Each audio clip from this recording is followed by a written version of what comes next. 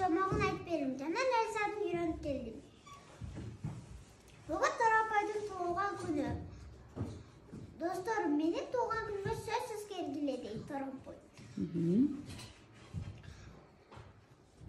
Коюн талаадан сабиз терип жатты. 2 сабиз бар эле.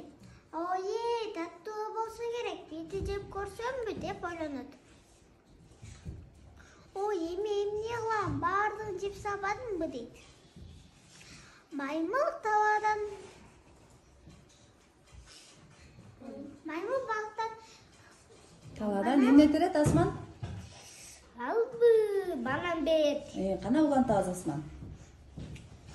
Маймыл, уланты бер Асман. Буч банан бал болчу таптуу экен деп бирди жеп койсом, ой, эмне кылам? Бан жеп койбодумбу. Анан уланты бер. Шыт мышык. Судан балык камап жатты. 4 балык болчу. Таптуу экен деп бирди жеп койсом, ой, эмне кылам? Бан жеп койбодум.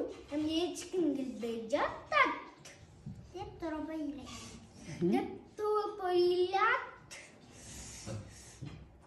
Торопой маягым менен биз баабыз бирге чонтот жасадык. Таптуу болсо керек.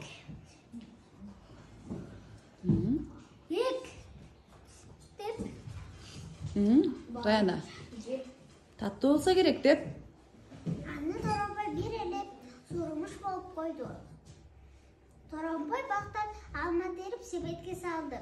Торопой кеткенден кийин мышык, чычкан, маймыл, тычкан болуп бүттүгү бирден алма жешет. Ошондо эмне болуптур балдар? Өзүндө канча алма калды я балдар? 0.